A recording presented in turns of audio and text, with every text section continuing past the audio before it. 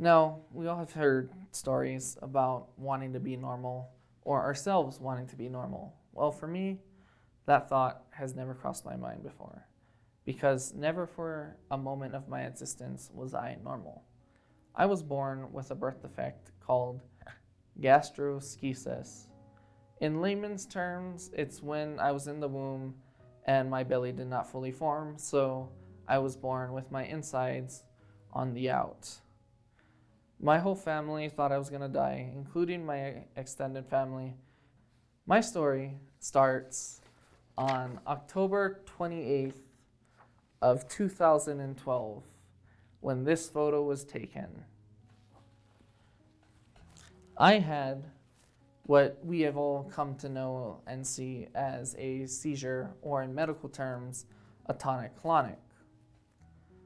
Now that is basically the stop, drop, and flap motion for you, those of you who are still guessing. I had to get flown again to another island for better treatment because they had better equipment there. I had multiple new scans and tests done on me that I would have never thought in my life. And as a 13-year-old boy, it was hard to just see and hear that, oh, by the way, your heart has stopped. So I clinically have died before and have died a couple times, if you want to put it that way.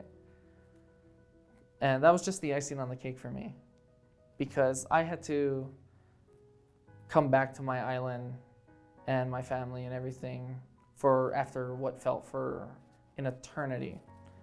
All I just remember is the despair, the anger, the grief, the loneliness deep down. That's all I can remember because everything else from that early stage of my epilepsy was just foggy memories. You know, my medication didn't even help. I was still having 1 to 5 or more seizures a day. It's just that they were smaller seizures and not the stop, drop, and flop ones, which are known as partial complex seizures. Word travels fast when you're on an island. So just like that, friends from my earliest memories, just like another one, ended up leaving me. And, you know, like I said, I can't blame them for the way I was acting at the time and for what was going on because I didn't know what was going on. I was the popular kid in school, and even kids outside of my own school knew who I was. And I had to tell them that I had epilepsy because it's not like asthma where you can hide it. You have to hope and pray that you don't have a seizure, especially a public one. And also my medication that I was on at the time. I was on a medication called Keppra, and it made me easily agitated and ready to throw fists at a moment's notice. Because of this, it sent me to the principal's office a lot in school, and I also got into lots of fights with my family that I regret. And I switched high schools almost every year, and it partly was because of epilepsy, but partly was because I just wanted to switch. So like, here's a picture of my junior year in high school. That's me in Europe with my buddies from my junior year of high school.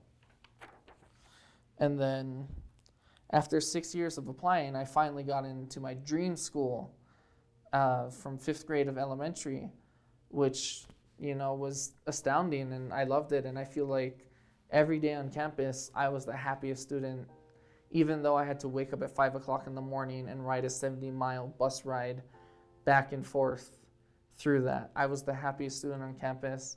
I'm not gonna, you know, you can fight me for that, but I will. And this is a picture of me and a group of my friends from that high school.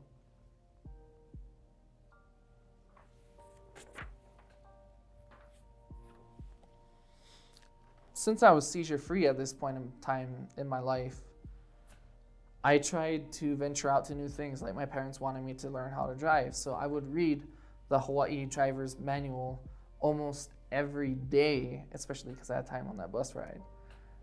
And I would also try new ventures like seriously trying out dating because I wasn't afraid and I had confidence in my condition.